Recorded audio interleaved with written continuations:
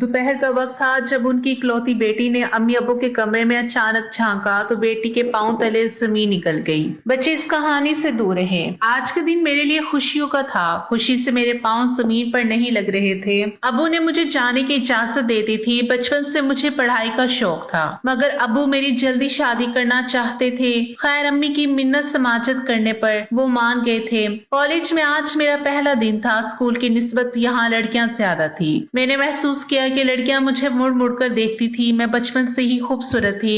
मेरी माँ और खाला की खूबसूरती भी पूरे खानदान में मशहूर थी और शायद इसी वजह से अब्बू मुझे अकेले नहीं भेजना चाहते थे। खैर, उन्होंने मेरे आने जाने के लिए एक रिक्शा लगवा दिया। रिक्शे वाले अंकल अब्बू के जानने वाले थे। बड़ी उम्र के आदमी थे, सो घर वाली ही बात थी। पहला दिन तो ठीक रहा। मुझे उन्होंने वक्त पर कॉलेज छोड़ा और वक्त पर लेने भी आ गए। मैं भी मुतमईन हो गई कि अंकल थे भी अब्बू की उम्र के। अगले दिन कॉलेज से वापसी पर अंकल ने मुझे बताए बगैर ही रिक्शा एक अनजाने रास्ते पर डाल दिया। रास्ता मेरे घर की तरफ नहीं जाता था। जब रास्ता काफी ज्यादा हो गया तो मेरे दिल में शक सा आ गया। मैंने अंकल को रोकना चाहा, मगर शायद रिक्शे के शोर की वजह से वो मेरी आवाज सुन नहीं पाए। इस बात ने तो मुझे और भी खौफजदा कर दिया। मैं अनजाने खौफ के मारे पसीने में भीग गई। कभी तो मैं रिक्शे से उतरने का सोचती, मगर फिर ख्याल आता कि चलते रिक्शे से छलांग लगाना बहुत बड़ी हमाकत होगी। खुदा न खास्ता माजूरी हो गई तो क्या करूंगी। थोड़ी देर बाद अंकल ने रिक्शा घर के आगे रोक दिया। मेरे तो दिल की धड़कनें बेतरतीब हो रही थी। आने वाले वक्त के लिए मैं खुद को तैयार कर रही थी। सोच रही थी कि अगर कुछ हुआ तो ये करूंगी, वो करूंगी। हालांकि मैं जानती थी कि मैं कुछ नहीं कर सकती थी। मैं तो अभी अभी स्कूल से फारिग होकर कॉलेज में आई थी। खैर, अंकल ने रिक्शे से उतरकर दरवाजे की घंटी बजाई। चंद ही लम्हों के बाद दरवाजा खुला। एक जवान लड़की एक अधीर उम्र औरत के साथ बाहर आई। औरत ने अंकल से कुछ न कहा, खामोशी से बात किए बिना दरवाजे से अंदर चली गई, जबकि लड़की आकर रिक्शे में बैठ गई। मैंने सुकून का सांस लिया, वरना मारे खौफ के मेरा बुरा हाल था। लड़की रिक्शे में आकर बैठी तो मुझे कुछ सहारा हुआ। उसने निकाब पहन रखा था, जिससे सिर्फ उसकी आंखें नजर आ रही थी, जो बड़ी बड़ी और काले रंग की थी। उसकी सफेद उंगलियां, उसकी खूबसूरती दिल ही दिल में मुझे हसद में मुब्तला कर रही थी। मैं उससे बात करना चाहती थी। मैंने उसकी तरफ 2-3 बार देखा, मगर वो मेरी तरफ ना मुड़ी। खैर, मैं भी अना के मारे चुप रही। उससे बात करना मुनासिब ना समझा। जब वो ही बात नहीं करना चाहती थी तो मैं क्यों करती। रास्ते भर हम खामोश रहे, कोई बात नहीं की। घर आकर मैं काम करने लग गई और फिर उससे भूल गई। अगली सुबह जब मैं कॉलेज जाने के लिए रिक्शे में बैठी तो मुझे रिक्शे में बातों की आवाज आई। पास पहुंची तो वो कल वाली लड़की और अंकल बातें कर रहे थे। मेरे आने पर वो दोनों चुप हो गए। उनकी ये बात मुझे कुछ मशकूक भी लगी और कुछ अजीब भी लगा, मगर मैं चुप रही क्योंकि ये उनका आपस का मामला था। आज भी सारा रास्ता उस लड़की ने मुझसे कोई बात नहीं की। मैंने कॉलेज में एक नई सहेली बना ली थी। मैंने उस इस लड़की का जिक्र किया तो उसने मुझसे कहा कि ये कोई खतरे वाली बात भी तो हो सकती है। आजकल अगवा करने वाले लोग भी ऐसे हथकंडे इस्तेमाल करते हैं, मगर ना जाने क्यों मुझे खौफ महसूस नहीं हुआ। अगर उन्होंने कुछ ऐसे ही करना होता तो मेरे अब्बू भी जमाने शनास इंसान थे, वो भला क्यों इन पर भरोसा करते।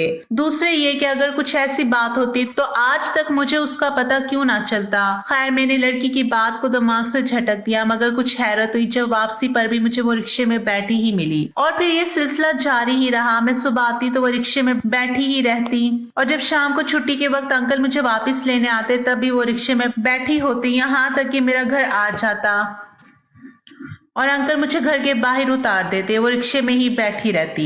अब तो मुझे उसमें दिलचस्पी सी हो गई थी। वो रोज एक ही तरह की निकाब में होते, कोई बात ना करती और ऊपर घूरती रहती थी। मैं उससे दोस्ती करना चाहती थी, बल्कि शायद यूं कह ले के बात करना चाहती थी, क्योंकि सारा रास्ता मैं बोर होती थी। अगले दिन मैंने उससे बात करने की सोच ही ली। मैंने हिम्मत करके उससे उसका नाम पूछा। थोड़ी देर वो मुझे खामोशी से देखती रही और फिर धीरे से बोली, जी मेरा नाम अस्मा है। इतना कहकर वो खामोश होगी। मैं उम्मीद कर रही थी कि वो मुझसे पूछेगी कि मेरा नाम क्या है, मैं क्या करती हूँ, कहाँ जाती हूँ। मैंने उससे कुछ ना पूछा तो मुझे भी ज्यादा बात करना मुनासिब नहीं लगा। आने वाले चंद दिनों में हमारी कोई बात नहीं हुई। अलबत्ता अब ये हुआ था कि मैं उसे मुस्कुराकर देखती तो वो भी मेरी तरफ मुस्कुराकर देखती। अब मुझे लगने लगा था कि वो मुझसे बात करना चाहती है, मगर डरी सहमी रहती है, इसलिए वो मुझसे कुछ कह नहीं पाती। अक्सर उसकी आंखों में सवाल होते या इल्तिजा होती, मगर फिर कुछ सोच कर वो चुप हो जाती। लफ्ज उसके हलक में अटक जाते मुस्कुराते। शायद वो बात करना चाहती थी मगर कर नहीं पाती थी। एक दिन कॉलेज से वापसी पर अंकल को किसी ने फोन किया। फोन सुनते ही उन्होंने रिक्शा रोका और साइड पर लगाया। रिक्शे से बाहर निकलकर वो मुझे मुखातिब होकर बोले, बेटा मुझे जरूरी काम पड़ गया है, मैं आधे घंटे में वापस आता हूँ, तब तक तुम दोनों यहीं बैठे रहना, मसरूफ जगह है, कहीं इधर उधर मत जाना, मैं जल्दी आ जाऊंगा, मेरा इंतजार करना। मैं जी अच्छा कहकर बैठ गई और दिल में खुदा का शुक्र अदा किया कि आज अस्मा से बात करने का मौका मिलेगा। जब अंकल के जाने का यकीन हो गया तो मैं उसकी तरफ मुतवज्जा हुई और कहा, आप कहाँ से आती हैं? मुझे आपको यहाँ देखते हुए काफी दिन हो गए हैं, मैं अकेली रास्ते भर में बोर होती हूँ, आपसे बात करने का दिल चाहता है मगर आप जवाब नहीं देती। तो मैं भी चुप हो गई थी। मैंने एक ही सांस में सारी बात कह डाली क्योंकि आज मुझे इससे लाजमन बात करनी थी। ये सुनना था कि अस्मा की मुस्कुराहट भी लौट आई। हालांकि वो हैरान परेशान बैठी थी। इतने दिन रिक्शे में साथ आने जाने की वजह से हमें वाकफियत पैदा हो गई थी। उसने इधर उधर देखा और फिर बोली, मैं भी आपसे बात करना चाहती हूँ मगर कोई बहन नहीं है, मगर बस अब्बा की वजह से चुप रहती हूँ। उसके मुंह से अब्बा का लफ्ज सुनकर मैं समझ गई कि वो रिक्शे वाले अंकल की बेटी है। फिर अस्मा ने इधर उधर देखा और बोली, अगर अब्बा आते दिखाई दे तो मुझे बता देना ताकि मैं आपसे बात करना बंद कर दूं। अब्बा को बिल्कुल पसंद नहीं है कि मैं किसी से भी बात करूं। हाँ, अलबत्ता आपको वो अच्छा समझते हैं, इसलिए मुझे भी आप अच्छी लगती हो। मेरा दिल करता है कि आपसे मेरी दोस्ती हो जाए। अगर मैं आपको अपने बारे में बता दूं तो शायद और भी अच्छा हो जाए। आप मुझे समझ जाएंगी और हमारी दोस्ती भी अच्छी हो जाएगी। उसने चमकती आंखों से मुझे देखा तो मैंने खुश दिली से कहा, मैं भी तुम्हारे बारे में जानना चाहती हूँ। आखिर सुबह शाम तुम रिक्शे में क्यों बैठी रहती हो? अगर हमारी दोस्ती हो जाए तो बहुत अच्छा होगा। खैर, फिर उसने बताना शुरू किया, मेरे अबू रिटायर्ड फौजी हैं, हमारा ताल्लुक एक गरीब खानदान से ही था। अगरचे अबू किसी आला ओहदे पर नहीं थे मगर फिर भी हमारे घर के हालात बखूबी चल रहे थे। अबू ने हमें लाड प्यार से पाला था। अबू जैसे आज आपको दिख रहे हैं ना, वैसे बिल्कुल भी नहीं थे। बहुत खुश इखलाक हंसमुख थे। कभी उन्होंने किसी से मिलने से हमें नहीं रोका। अबू के अपने भी ढेरों दोस्त थे जो उनके छुट्टियां आने पर उनसे मिलने आया करते थे। अंकल असलम का मिजाज तो बिल्कुल अबू के जैसे था। उम्र में वो थोड़े अबू से कम थे मगर रख रखाव, बातचीत और हंसी मजाक बिल्कुल उन्हीं की तरह करते थे। इसलिए वो भी अबू को भाइयों की तरह चाहते थे। अबू का रिश्ता भी उनके साथ काफी मजबूत था। उनका हमारे घर काफी आना जाना था और फिर अबू ने उनकी शराफत को देखते हुए अपनी बहन की मंगनी भी उनसे कर दी थी। दादा दादी की वफात के बाद अबू ही मेरी फूफियों की हिफाजत के जिम्मेदार थे। बाकी फूफो तो ब्याह ही जा चुकी है मगर एक फूफो थी जो रह गई थी, सो अबू ने उनका रिश्ता असलम के साथ कर दिया। असलम अंकल शादी के लिए एक बेहतरीन जोड़ थे। इस रिश्तेदारी के बाद वो हमारे घर के फर्द जैसे हो गए। अबू ना होते तो वो हमारा ख्याल रखते, दूध पानी वगैरह रोज वक्त पर ही दे जाते थे। एक बार जब मुल्क में जंगी हालात जोरों पर थी तो अबू को 6 महीने मुसलसल छुट्टी नहीं मिली। उस दौरान अंकल ने हमारा बहुत ख्याल रखा था। फुफ्फो से शादी के बाद भी उनकी तवज्जो हम पर से कम ना हुई थी। वैसे भी हमारी फुफ्फो काफी कम गो थी, उनको बाहर आना जाना पसंद नहीं था। लोगों से घुलती मिलती भी कम ही थी, जबकि अंकल काफी हंसमुख थे। वो अक्सर हमें बाहर घुमाने ले जाया करते। हम भी अम्मी के साथ खुशी खुशी जाते। वो वापसी पर हमें आइसक्रीम भी खिलाते थे। मुझे और अली दोनों को ही अंकल बहुत अच्छे लगते थे। शुरू में तो हम ना समझ थे, हमें कुछ समझ में ना आया था मगर फिर आहिस्ता आहिस्ता मुझे अंकल को और अम्मी का यूं हंसकर बातें करना बिल्कुल भी अच्छा नहीं लगता था। और फिर कभी कभी अम्मी के होते हुए अंकल अब्बू का मजाक उड़ाते। उनका अपना कारोबार था, वो अक्सर मेरे अब्बू का मजाक उड़ाते रहते थे। एक दिन तो हद ही होगी, ईशा के बाद वो हमारे घर आए तो उनके हाथ में बहुत सारे शोपर थे। उनके चेहरे पर शुमाल से जुनूब तक मुस्कुराहट फैली हुई थी। अपनी हंसी दुबाते हुए वो अम्मी से कहने लगे, पता है भाभी, आज मैंने कसाई से फौजी खोपड़ी मांगी तो उसने क्या दिया, बकरे की सिरी, वो भी बिना दिमाग के। उन्होंने आंख मारकर अम्मी की तरफ देखा तो अम्मी भी हंसने लगी। मुझे अम्मी की ये बात बहुत बुरी लगी। हमारे अबू हमारे लिए दिन रात मेहनत करते थे और अम्मी थी कि एक गैर शख्स के साथ मिलकर अबू के पेशे और उनका मजाक उड़ा रही थी। मैं नागवारी से अंकल को देखने लगी, जी चाहा कि उनके मुंह पर थूक दूं, मगर अम्मी की वजह से चुप रही। उस दिन के बाद से तो मुझे अंकल से चिढ़ हो गई। यूं मैं भी 8वीं जमात में आ चुकी थी, अली तो अभी 3री जमात में था। उससे अच्छे बुरे की तमीज नहीं थी। मैं अंकल की बातें समझने लगी थी। इस बात को अम्मी ने भी महसूस कर लिया। उन्होंने सख्ती से मुझे मुझे मना कर दिया कि जब अंकल घर में आए तो मैं उनके सामने बिल्कुल भी ना आऊं। मुझे भी अब अंकल से बात करने में कोई दिलचस्पी नहीं थी। मैंने भी उनसे बातचीत करना छोड़ दी। अंकल ने इस बात की कोई परवाह ना की और बदस्तूर आते रहे। हालांकि वो हम बच्चों के लिए आते थे, मगर अब हम बच्चे अपने कमरे में ही रहते। मेरा भाई मेरी ही बात मानता था। वो मेरे साथ कमरे में ही बंद रहता। हमने मुख्तलिफ किस्म की किताबें अपने कमरे में रखी थी। हम अक्सर अपने कमरे को सजाते भी रहते थे। सो अब हम अंकल के साथ बाहर घूमने फिरने के बजाय कमरे में बैठकर किताबें पढ़ा करते थे। अम्मी भी हमसे लापरवाह हो गई। स्कूल से आने के बाद हम दोनों कमरे में बंद रहते। अंकल अक्सर घर आ जाते और अम्मी और वो बातें करते रहते। मैं बचपन से ही समझदार थी। मैं अली का ख्याल रखती और हम मिलजुल कर रहते। हम सोते भी अलग कमरे में ही थे। अब मुझे आदत हो गई थी, मगर उस दिन जोरों की बारिश थी।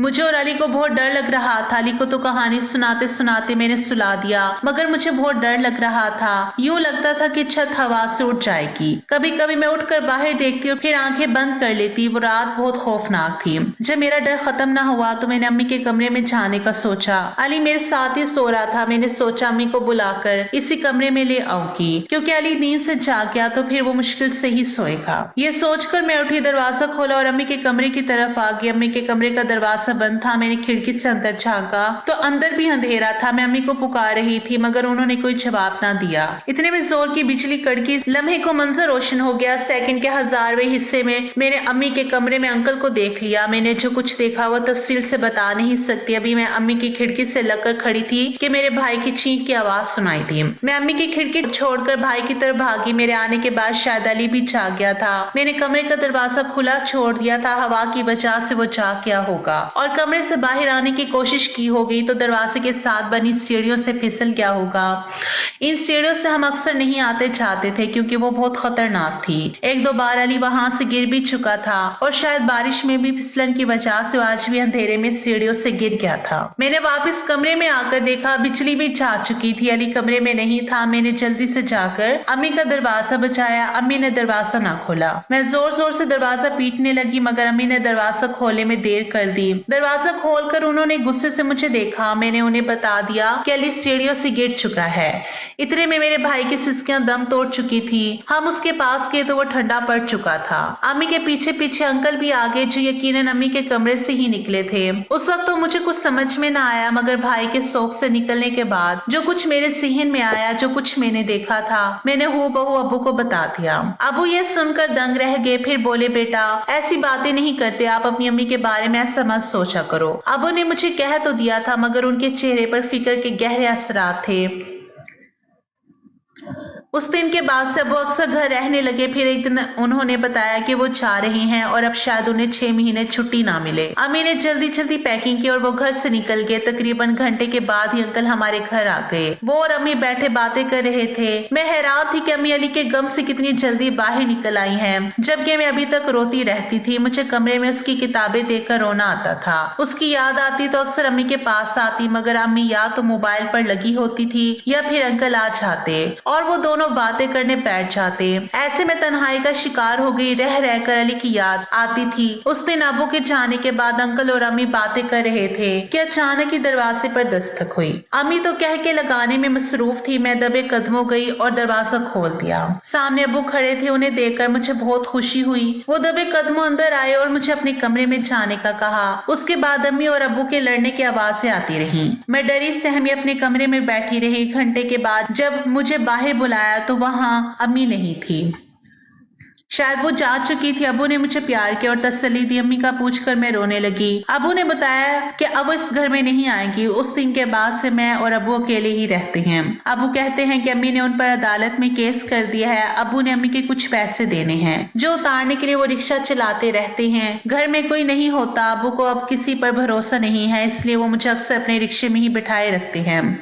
कुछ दिन मैं चाची के घर रही, मगर अब अबू वहां भी नहीं जाने देते। शायद इसलिए कि वहां मेरे चचा जाद भाई रहते हैं। अबू चाहते हैं कि मैं हर वक्त उनकी निगाहों के सामने रहूं। मुझे भी घर में अकेले डर लगता है। अबू ज्यादातर खवातीन को ही रिक्शे में बिठाते हैं।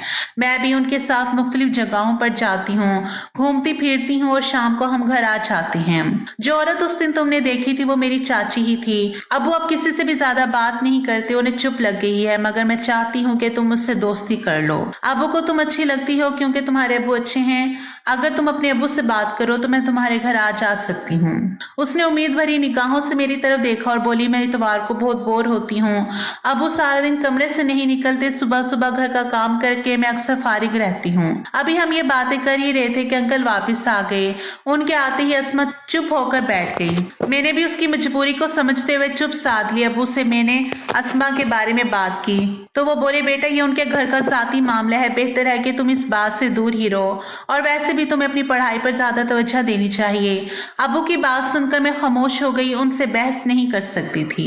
मगर मैं अस्मा के लिए अक्सर घर से कुछ ना कुछ पका कर ले जाती हूँ, उसे कहानियों की किताबें भी देती हूँ ताकि उसका दिल लगा रहे। अंकल मुझे कुछ नहीं कहते, वो भी मेरे रख रखाव से मुतासिर है। मैंने कभी कोई ऐसी वैसी हरकत नहीं की कि मेरी सोहबत उन्हें अपनी बेटी के लिए अच्छी ना लगे। अब हम अक्सर रिक्शे में बातें करते हुए आते हैं। अल्लाह अस्मा के नसीब अच्छे करे और उसके सारे ख्वाब पूरे करे, आमीन।